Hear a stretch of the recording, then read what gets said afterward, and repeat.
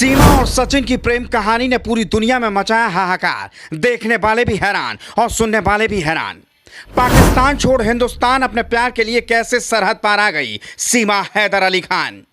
क्या सच में सीमा को सरहद पार उसकी मोहब्बत खींच लाई या फिर इसके पीछे कोई और कहानी है? सीमा और सचिन की प्रेम कहानी का हर हिस्सा और हर किस्सा आपको बताएंगे। बस खबर में लास्ट तक बने रहो। साल था 2020 और ट्रेंड था पबजी गेम का, और इसी पबजी गेम से शुरू हुई सीमा और सचिन की प्रेम कहानी। बातों ही बातों में मोहब्बत इतनी बढ़ गई कि जब तक एक दूसरे से बात ना हो जाए दोनों का खाना नहीं खपता था।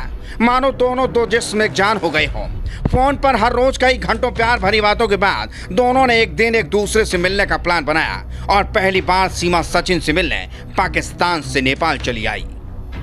पहली बार नेपाल में जब सीमा और सचिन मिले तो एक दूसरे को देखकर बहुत खुश हुए, मानो दुनिया की हर खुशी मिल गई हो।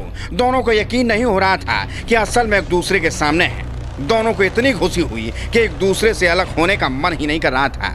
मन कर रहा था कि बस हमेशा के लिए यहीं ठहर जाएं। लेकिन तब दोनों सिर्फ मिलने के लिए आए थे। सीमा और सचिन के मुताबिक उन्होंने 7 दिन साथ बिताए। 17 मार्च को दोनों को अपने अपने देश लौटना था।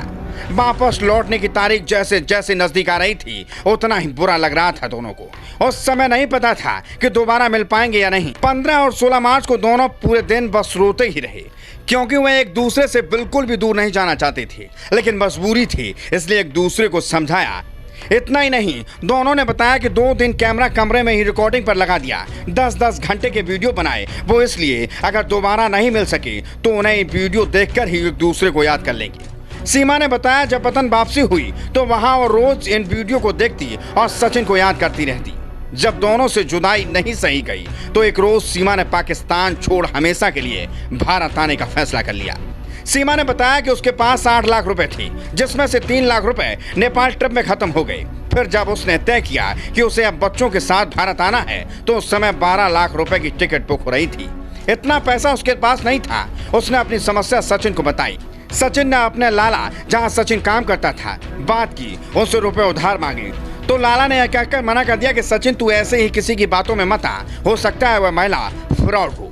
सचिन ने फिर यह बात सीमा को बताई। तब सीमा ने कहा कि तुम फिक्र मत करो, अगर हमारे नसीब में मिलना लिखा होगा तो हम जरूर मिलेंगे।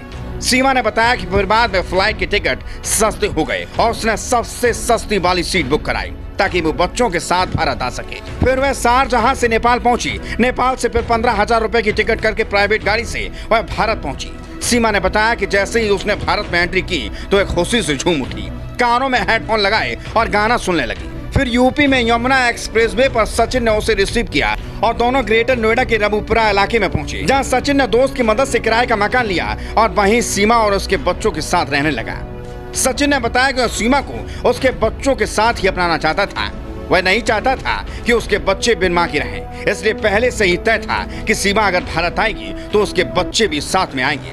सचिन ने बताया कि वो उन्हें खुद के बच्चे मानता है और भविष्य में उनकी अच्छे से परवरिश करेगा। बता दें कि पाकिस्तान से भारत आई सीमा हैदर को पुलिस ने 6 जुलाई के दिन गिरफ्तार कर लिया था। सचिन को भी गिरफ्तार किया गया था, लेकिन उन्हें अब कोर्ट से जमानत मिल चुकी है।